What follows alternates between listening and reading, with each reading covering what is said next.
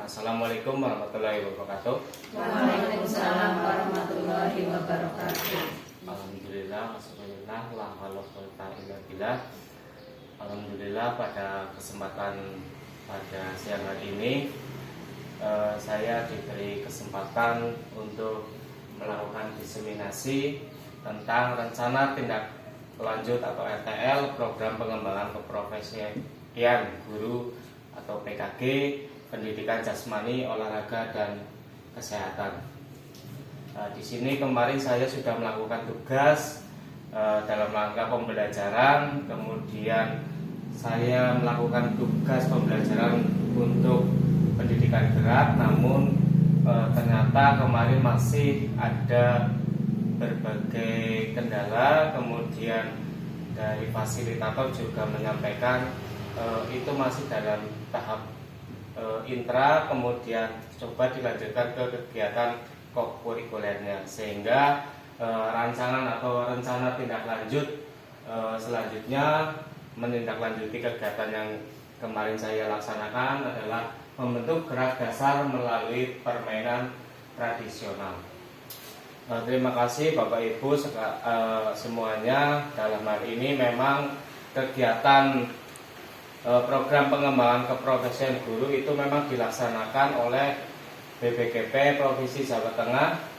Dalam hal ini memang kita sebagai peserta di angkatan pertama, saya sebagai di batch 2 itu memang ada beberapa tugas yang dilalui dalam pembelajaran PPKG ini.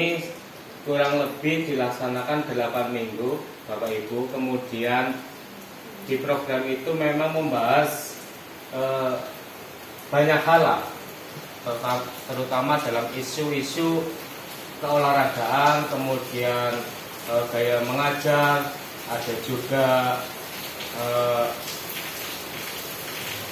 kepemimpinan dalam murid, terus student center. Kemudian ada yang terpenting di modul ini yang terakhir adalah pendidikan gerak. Yang pertama, yang kedua ada pendidikan kebugaran, dan yang ketiga adalah SEM atau Sport Education Model. Nah, dalam tindak lanjut ini saya melaksanakan kegiatan namanya pendidikan gerak. Kemudian apa sih latar belakang yang relevan kenapa saya melakukan pendidikan gerak ini? Salah satu tujuan dalam pelaksanaan pendidikan jasmani, olahraga dan kesehatan di sekolah dasar adalah meningkatkan kemampuan dan keterampilan gerak dasar siswa. Jadi memang di sekolah dasar itu dalam pendidikan olahraganya itu fokusnya untuk meningkatkan kemampuan dan keterampilan gerak dasar, bukan untuk keterampilan lanjut atau skill atau untuk kejuaraan dan lain sebagainya, namun lebih cenderung ke gerak dasarnya.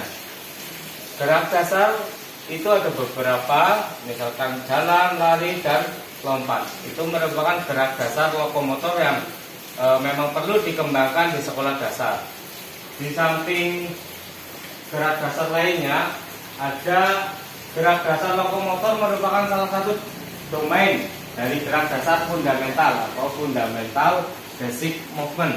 Di samping gerak dasar non lokomotor dan gerak dasar manipulatif, gerak dasar lokomotor yang merupakan pokok bahasan yang diajarkan di sekolah dasar. Jadi memang kemampuan gerak anak-anak kita, murid kita di sekolah kita ternyata masih kurang, apalagi di kelas berapa ya, di kelas 5 apa siapa ya itu ya, memang ada yang lambat sekali. Namun di sisi lain juga ada kelas 2 atau kelas 1 itu yang memang geraknya sangat juga kompleks lah.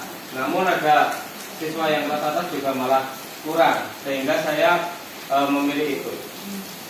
Gerak dasar mempunyai peran penting dalam pembelajaran pendidikan jasmani, terutama cabang olahraga yang menuntut perpindahan tempat atau titik berat badan seperti lari, lari cepat, lompat jauh, lompat tinggi, dan cabang olahraga lainnya. Ya, di sini ketika anak atau murid dalam melakukan perbendaharaan geraknya sudah bagus di tingkat sekolah dasar, nanti harapan kita ketika ada kegiatan seperti kegiatan lomba kopda dan lain sebagainya itu sudah mempunyai perbendaharaan gerak yang bagus, sehingga dalam mencapai kegiatan lari itu sudah bisa menyesuaikan. Kemampuan gerak dasar dapat diterapkan dalam aneka permainan, olahraga, dan aktivitas jasmani yang dilakukan sehari-hari. Permainan tradisional merupakan salah satu jenis permainan yang dapat memberikan manfaat untuk perkembangan pertumbuhan anak. Permainan tradisional mempunyai hubungan yang erat dengan perkembangan intelektual, sosial, serta karakter anak.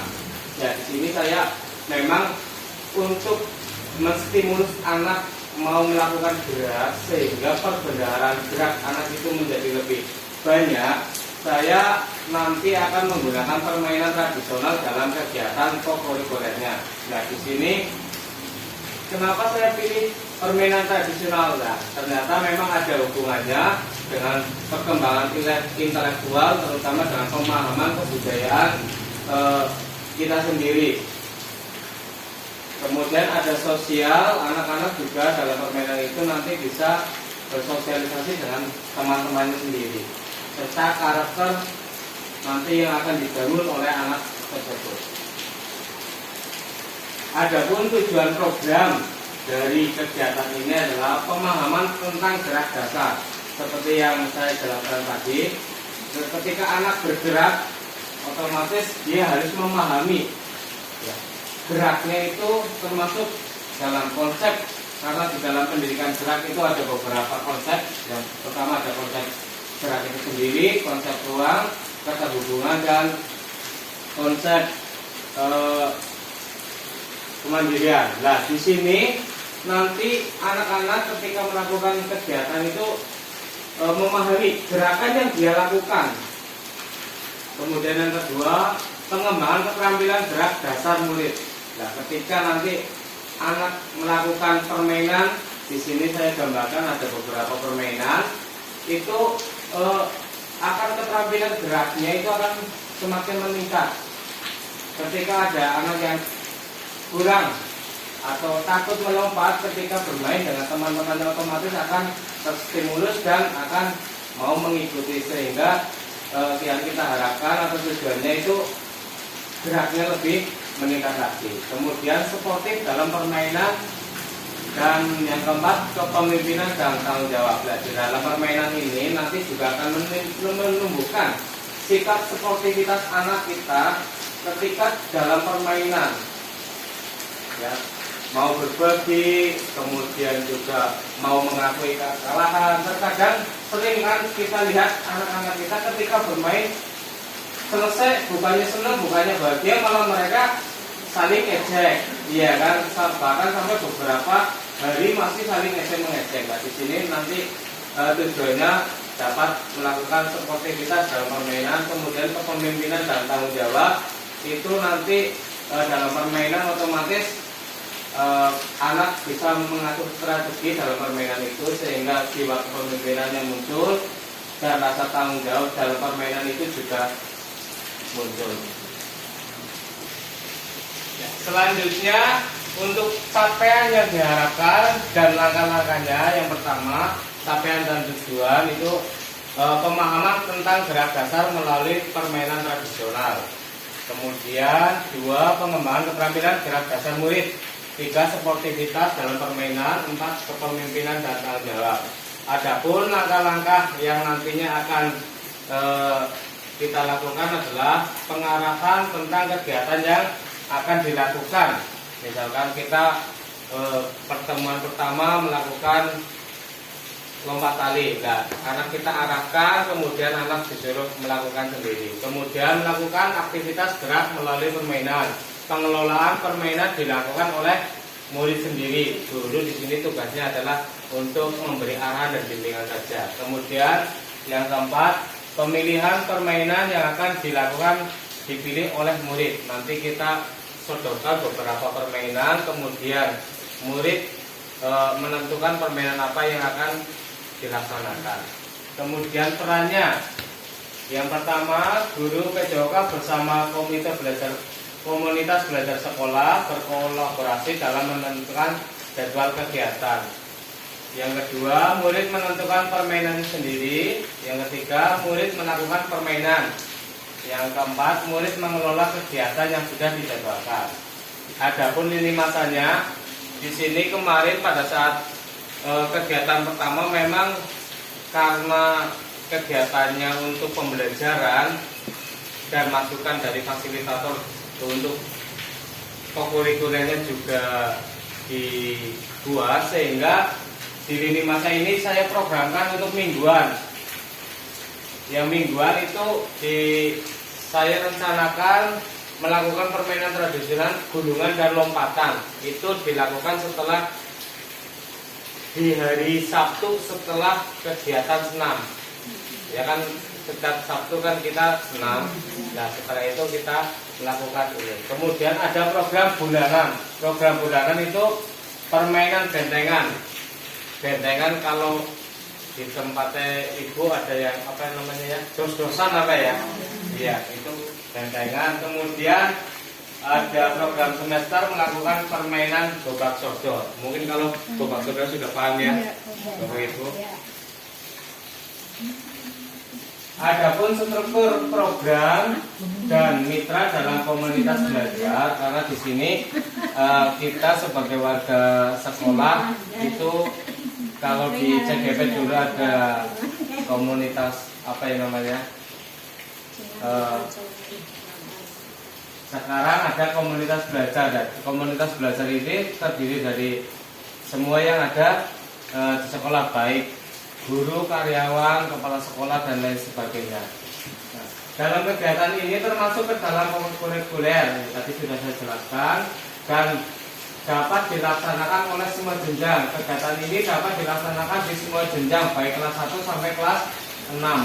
Nah, untuk sekolah dasar ini di sini nantinya akan dikombinasikan Bapak Ibu ketika dilaksanakan di kelas atas dan rendah itu bisa, memang akan terlibat. Yang akan terlibat betul itu nanti kelas 4, 5, dan 6.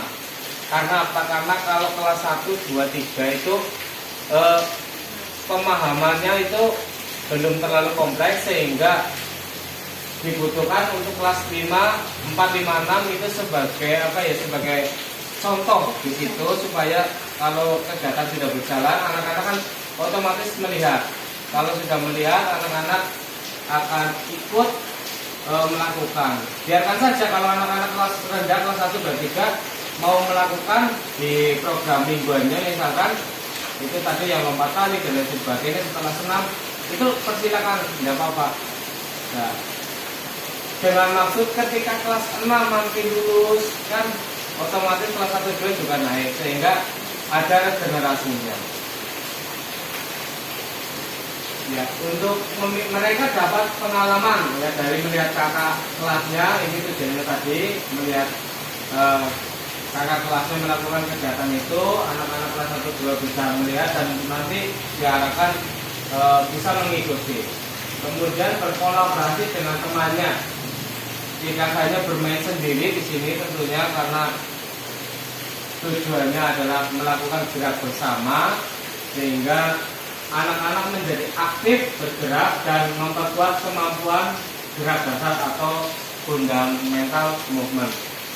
Dalam beberapa kegiatan mereka bisa dilibatkan sebagai pelaksana dalam persiapan permainan dan pengkondisian permainan yang dilakukan. Nah, di sini misalkan permainan gobak sodornya itu anak-anak itu yang merancang kegiatannya. Misalkan siapa yang menjadi wasitnya itu masuk dalam SEM, Sport Edukasi Model. Jadi anak-anak itu terlibat semua, bisa melibatkan anak sebagai peserta, ada juga menjadi wasit, kemudian jadi juri, jadi penonton, supporter, dan menjadi penyebar informasi kegiatan. Karena anak-anak kita kan memang sudah pandai memakai apa namanya, handphone, sosial media. Itu juga kita bisa gunakan bahwa di sekolah kita memang ada kegiatan seperti ini yang merancang anak-anak kita sendiri, yang melakukan anak-anak kita sendiri, yang mengelola anak-anak kita sendiri, dan anak yang mendokumentasikan dan menyebarkan di media sosial. Selanjutnya pertanyaan tentang pernyataan tentang kapasitas yang dimiliki sekolah. Ya, di sini memang berhubungan dengan aset atau modal ya yang dimiliki oleh sekolah. Karena kegiatan ini saya rasa memiliki modal 4 modal utama. Sebenarnya mungkin masih ada yang lain, tapi dari besarnya ada 4 modal utama. Yang pertama ada modal manusia. Di sini terutamanya kepala sekolah, kemudian guru, orang tua, murid dan masyarakat. Kenapa modal manusia yang utama? Karena kegiatan ini memang dilakukan oleh siswa. Kemudian pengawasannya memang dari kita, dari kepala sebagai penanggung jawab, kemudian dari bapak ibu guru tentunya berkolaborasi dengan saya karena kegiatan ini nanti ada korelasinya dengan mata pelajaran yang lain. Saya juga harus berkoordinasi dengan kelasnya atau wali kelasnya, sehingga memang dari komunitas belajar sekolah ini harus saling mendukung, saling mensupport kegiatan tersebut.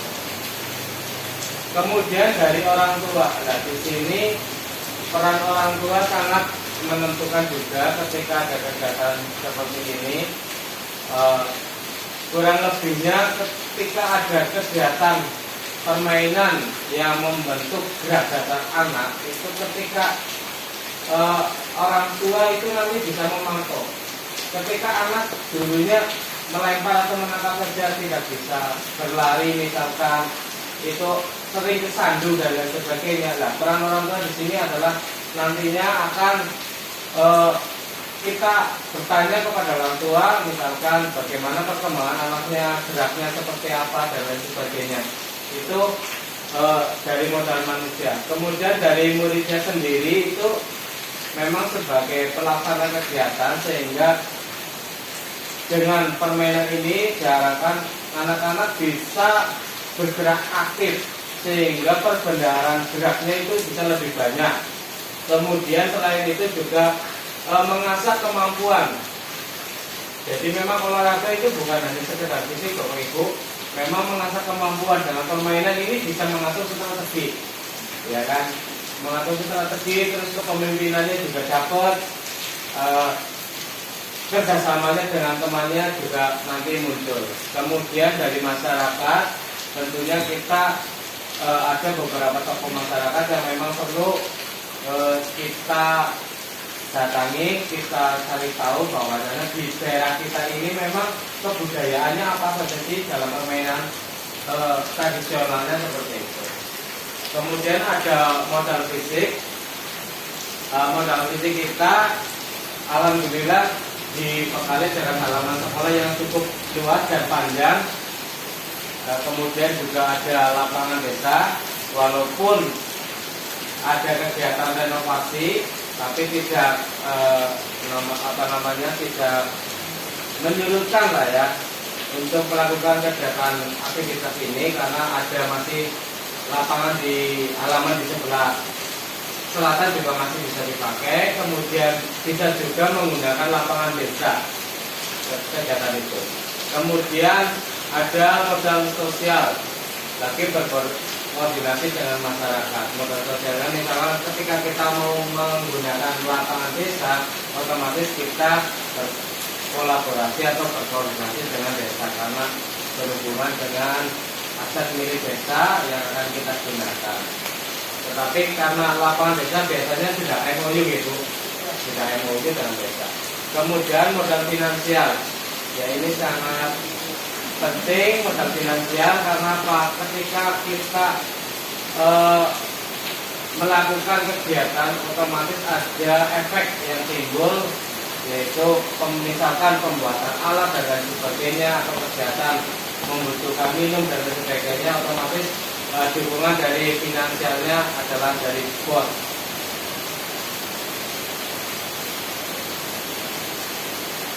Selanjutnya untuk rencana evaluasi secara menyeluruh dilakukan pada setiap semesteran atau akhir tahun pembelajaran.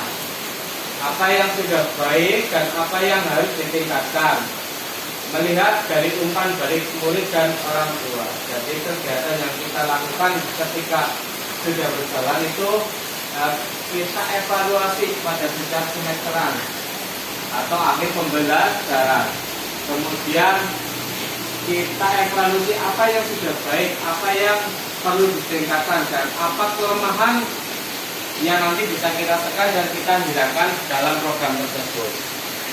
Nah, kita ada umpan balik dari wali murid atau orang tua murid, bagaimana kegiatan itu ketika sudah dijalankan dan efek yang didapat dari siswa itu seperti apa. Nah, itu umpan balik dari murid. Kemudian yang kedua, instrumen dapat berupa kuesioner ataupun wawancara secara langsung. Nah, dari umpan balik dari murid ataupun dari hasil evaluasi itu bisa berupa kuesioner atau wawancara. Ketika ada wali murid, misalkan kita butuh data dari wali murid, kita bisa menanya secara langsung. Kemudian dari siswa juga bisa menggunakan kuesioner.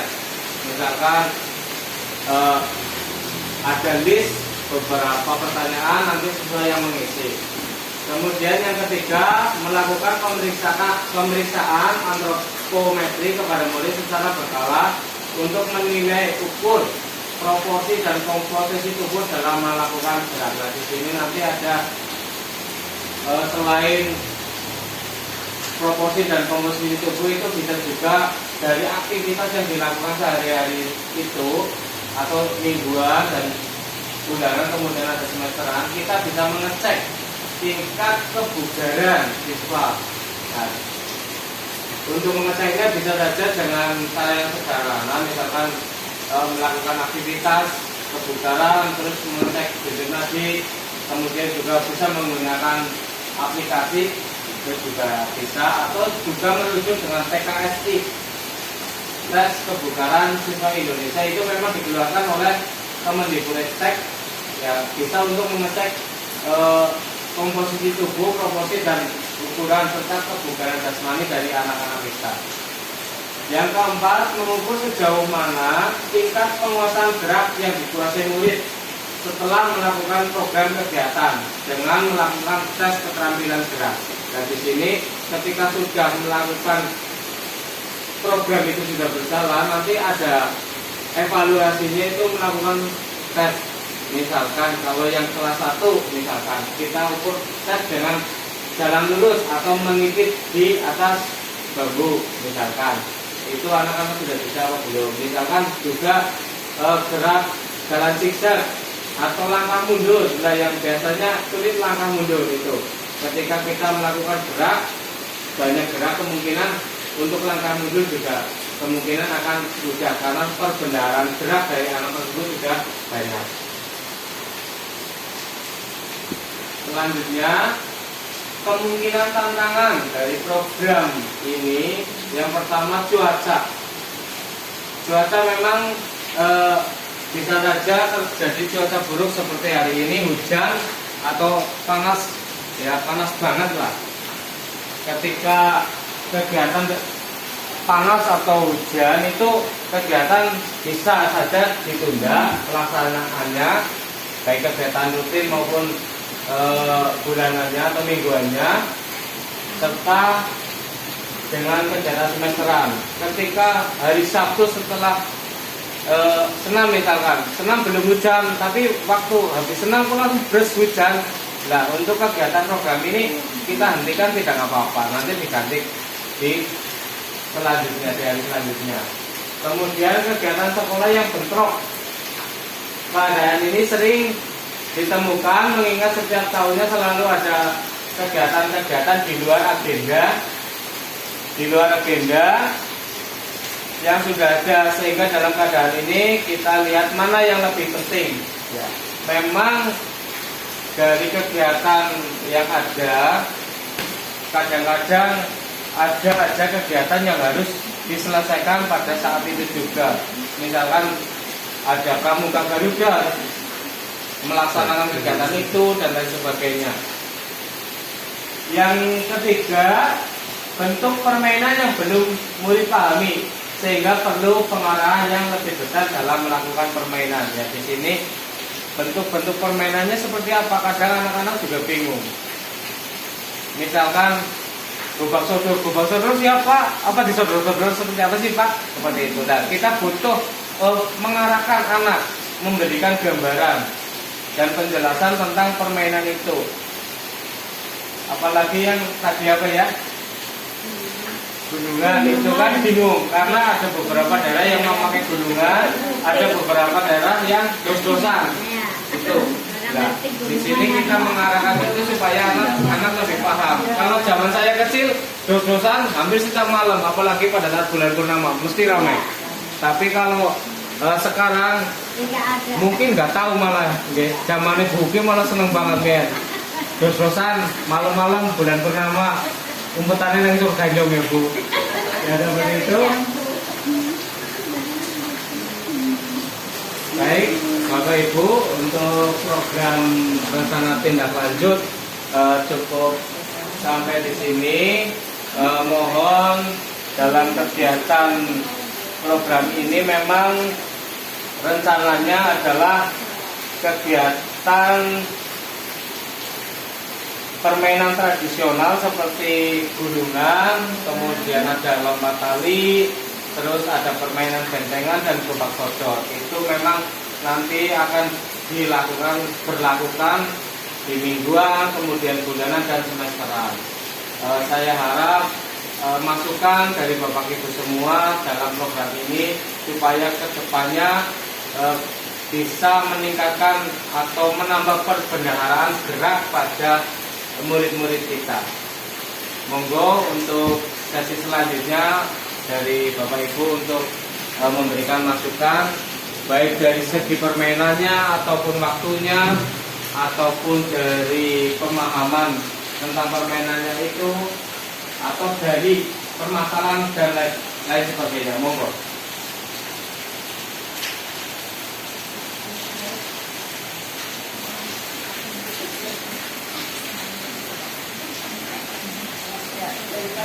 Iya, monggo. Dari apa yang telah dipaparkan oleh Pak Supriyanto, itu menurut saya sangat menarik sekali jika memang program ini benar-benar untuk pelaksanaan dengan baik. Rencananya tadi setiap dari Sabtu setelah pembiasaan selanjutnya, itu sangat bagus. Terutama ini menghidupkan kembali tentang permainan tradisional. Saya rasa anak-anak zaman sekarang itu sudah sangat asing dengan permainan tradisional yang dulu pernah kita alami di rumah. Mungkin ada yang belum mengenal apa itu gunungan, apa itu permainan itu mungkin ada yang belum mengenal. Ini sangat bagus sekali. Nanti bisa Putri jalankan sesuai program biar anak-anak itu selain kemampuan geraknya meningkat juga untuk menghidupkan kembali, mengenalkan kembali tentang permainan tersebut. Kami dari sekolah sangat mendukung tentang program yang akan dilakukan oleh anak. Mungkin itu sebelum masukan dari saya. Terima kasih. Assalamualaikum warahmatullahi wabarakatuh. Terima kasih Bu. Monggo dari rekan-rekan yang lain. Ya, filosofi, monggo. Ya, kalau menurut saya tadi saya menangkap yang permainan tantangan yang seperti dilakukan kan kalau panas atau hujan ditunda. Bagaimana kalau semuanya pada saat panas atau hujan yang gunungan itu kan tidak membutuhkan terlalu luas. Mungkin itu bisa ini masukan ya Pak, bisa diganti di luar kelas digunakan atau gimana ya kegiatan yang Bapak programkan tetap dilakukan tanpa tanpa terhalang oleh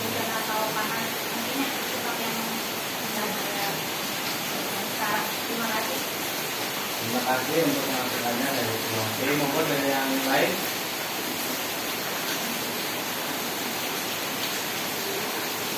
Dari Bu Sugi ada?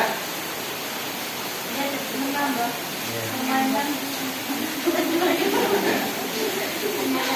itu kalau permainan bebas-bebas itu yang anaknya berapa maksimal kemudian berapa dan permainan lompat tadi juga begitu anaknya yang main itu berapa jangan permainan dimulai biasanya kan ada yang lebih dari 5 banyak lebih dari 3.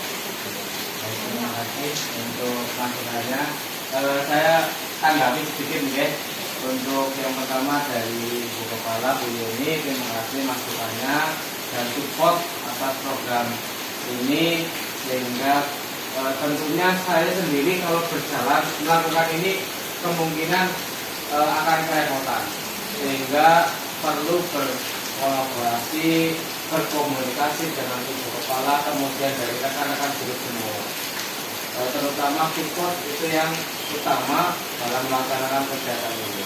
Kemudian menanggapi dari Bu Novi, saya rasa bagus sekali itu mungkin bisa saja kita set ya Bu itu di lorong ya, itu di depan-depan kelas pada saat nanti saya rasa kalau ada gambar gunungan di situ, anak-anak bisa saja melakukan sendiri tanpa kita suruh.